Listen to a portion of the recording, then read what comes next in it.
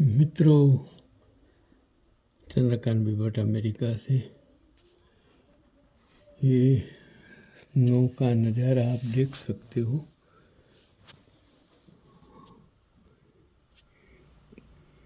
ये आप देखो पानी की क्या हालत है। ये पानी स्टोर है, रिजर्वर्स है। आप देखो सामने सब माउंटेन्स हैं। चलो आगे की कहानी मैं आपको सुनाता हूँ चंद्रकांत बिभट अमेरिका से। नमस्कार, चंद्रकांत बिभट अमेरिका से। सब कुछ सीखा हमने, ना सीखी होशियारी। तो चलो एक इतिहास के पन्ने पर एक ऐसी चीज जो लिखी मुझे मिल गई, वो आप तक पहुंचाने की मेरी कोशिश है। क्योंकि आप तो शायद आपके पास वक्त नहीं है, मेरे पास भी वक्त नहीं था, मैं शिक्षक था। लेकिन जब मैंने ये सोशल मीडिया आया, अमेरिका में आया, और बाद में इस दशक में सोशल मीडिया में यूट्यूब, व्हाट्सएप, फेसबुक, इनसे मुझे पढ़ने का शौक हुआ और मैंने जानने का शौक हुआ और मैंने सोचा कि सच्चाई क्या है, इसी विभाजन को किस तरह पहुंचाऊं। इसके लिए मैंने काम किया। कितने लोग कहते हैं कि आपका व्यूअर्स बहुत कम है। मैंने सोचा मेरा व्यूअर्स की मुझे, क्योंकि व्यूअर्स के लिए कहते हैं कि आपको जो वीडियो बनाकर किस तरह भेजना वो समझाते हैं। वो मैं नहीं करता, मोनेटाइजेशन नहीं करता, पैसा कमाने के लिए नहीं करता। चलो आगे आगे बात करते हैं। आपको देखना हो, समझना है तो देखिए, आगे पहुंचाइए, ये आपका कर्तव्य है। इतिहास के पन्नों में एक मैंने नाम देता हूँ, कहाँ है आपको ढूंढना होगा। जो मैंने पढ़ा, सेठ रामदास जी कुडवाले 1857 के महान क्रांतिकारी दानवीर, जिन्हें फांसी पर चढ़ाने से पहले अंग्रेजों ने उन पर शिकारी कुत्ते छोड़े, जिन्होंने जीवित ही उनके शरीर को नोच खाया। अब देखिए अत्याचार, किस प्रकार का अत्याचार, किस प्रकार की इन देशभक्तों की हालत उस जमाने में अंग्रेजों ने की थी। आपकी आजादी आपको जो मिली है, आज सत्ता में बैठे हो, अचानक नहीं मिली है। आप तो गालियां दे रहे हैं, आप तो बदनाम कर रहे हैं। शर्म, आप तो बेशर्म इंसानों हो जो इन देश प्रेमियों को, देशदाज को, जिनने तन मन देश धन से देश को आजादी दिलाने में, देश को बचाने में काम किया था।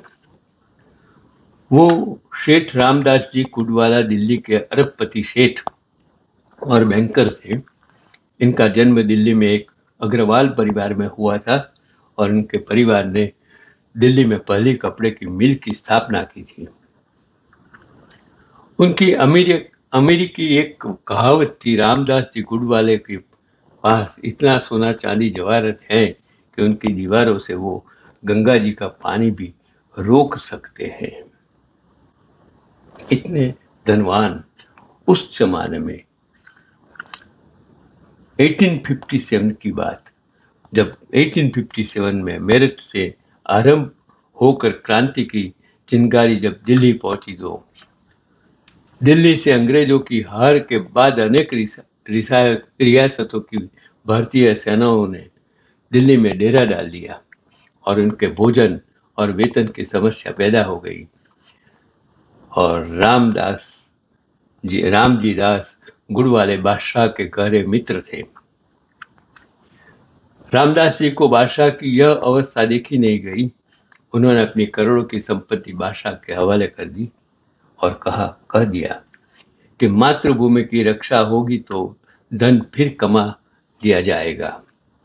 देखिए, इतने एक बड़े इंसान, धनवान, अपनी संपत्ति देश के लिए, आजादी के लिए समर्पित की।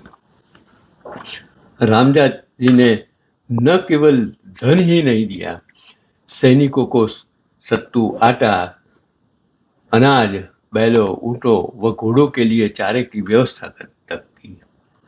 और शेठ जी, जिन्होंने अभी तक केवल व्यापार ही किया था, सेना व खुफिया विभाग के संगठन का कार्य भी प्रारंभ कर दिया, और उनके संगठन शक्ति को देखकर अंग्रेज सेनापति भी हैरान हो गए। सारे उत्तर भारत में उन्होंने जासूसों का जाल बिछा दिया, अनेक सैनिक छावनियों से गुप्त संपर्क किया। एक धनवान इंसान, एक मिल मालिक, एक अबजोपति इंसान उस जमाने का ये भी काम कर सकता है, वो आपको सोचने की जरूरत है। आज के युवा धन जिसने संघर्ष नहीं किया, जिन्हें आजादी के लिए कुछ नहीं किया है, आज में सत्ता में बैठे लोग इस दशक में जिस तरह की बातें करते हैं, जिस सोशल मीडिया पर गलत इंफॉर्मेशन बांट रहे हैं, जो पब्लिक को उश्केर रहे हैं, जो धर्म के नाम धंधा कर रहे हैं, धर्म के नाम वोट बैंक कर रहे हैं, धर्म के नाम लोगों को गुमराह कर रहे हैं, तब आप युवाओं को सोचने की, समझने की, विचारने की क्षमता होनी चाहिए और देशदाज होना चाहिए कि जो गलत है उसको रोकने का काम आपका है। उन्होंने भीतर ही भीतर एक शक्तिशाली सेना व गुप्तचर संगठन का निर्माण किया और देश के कोने कोने में गुप्तचर भेजे व छोटे से छोटे मन समझदार और राजाओं से प्रार्थना की इस संकट काल में सभी संगठित हो और देश को स्वतंत्र करवाए। संगठन का सबसे बड़ा काम उन्होंने किया और रामदास जी की इस प्रकार की क्रांतिकारी गतिविधियों से अंग्रेज शासन व अधिकारी बहुत परेशान होने लगे। कुछ कारणों से दिल्ली पर अंग्रेजों का पुनः कब्जा होने लगा। एक दिन उन्होंने चांदनी चौक की दुकानों के आगे जगह जगह जहर मिश्रित शराब की बोतलों की पेटियां रखवा दी। देखो अंग्रेज ने क्या क्या नहीं किया है।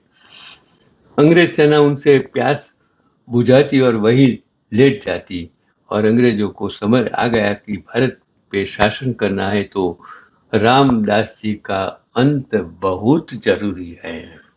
सोचिए, एक इंसान को मारने के लिए अंग्रेजों कितनी हद तक गिर गए थे। और शेठ रामदास जी गुड़ वाले को धोखे से पकड़ा गया और जिस तरह से मारा गया वो क्रूरता की सबसे बड़ी मिसाल भारत के लिए, आज के युवाओं के लिए है कि किस तरह मारा। पहले उन्हें रस्सियों से खंबे में बांधा गया, फिर उन पर शिकारी कुत्ते छुड़वाए गए और उसके बाद उन्हें उसी अधमरी अवस्था में दिल्ली के चांदनी चौक की कोतवाली के सामने फांसी पर लटका दिया गया।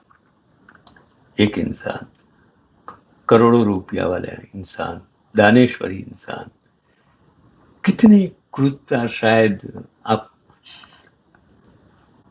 नहीं सोच सकेंगे, नहीं समझ सकेंगे, क्योंकि आप बेशर्म इंसान हैं।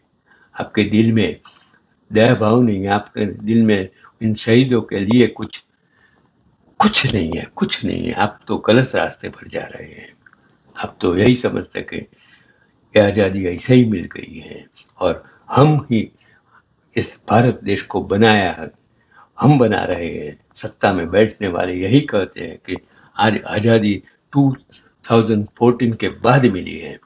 क्या बात करते हो, आपको कोई लाज और शर्म नहीं है जब ये शब्द बोलते हो। और सुप्रसिद्ध इतिहासकार ताराचंद ने अपनी पुस्तक हिस्ट्री ऑफ फ्रीडम मूवमेंट में ये लिखा है। और सेठ रामदास गुड़वाला उत्तर भारत के सबसे धनी सेठ थे और अंग्रेजों के विचार से उनके पास असंख्य मोती, हीरे व जवाहरात व अकुत संपत्ति थी। और सेठ रामदास जैसे अनेकों क्रांतिकारी इतिहास के पन्नों से गुम हो गए। क्या सेठ रामदास जैसे क्रांतिकारियों के बलिदान का ऋण आप चुका सकेंगे? ये युवा धन, ये सत्ता में बैठे लोग क्या ये ऋण चुका सकते हैं? नहीं, ये तो बेशर्मा है। तुम समझो देश को आजादी यूं ही मिली है। हर कली इस बात की कुछ खून पीकर ही खिली हैं, मिट गए वतन के वास्ते दीवारों में जो खड़े हैं, महल अपनी आजादी के शहीदों की छातियों पर ही खड़े हैं। आज सत्ता में आप बैठे हैं, इनकी शहीदी पर बैठे हो, इनकी यातनाओं पर, इनकी कुर्बानी पर बैठे हो, वो आपको समझना है। यही आज का पैगाम है। अगर आप उसको सम्मान न दे सके, आप उसको बदनाम मत कीजिए। यही चंद्रकांत भट्ट का आज का पैगाम है। मैं उसको नतमस्तक सलाम करता हूँ, प्रणाम करता हूँ इन शहीदों को, जिसने आज़ादी के लिए सब कुछ किया।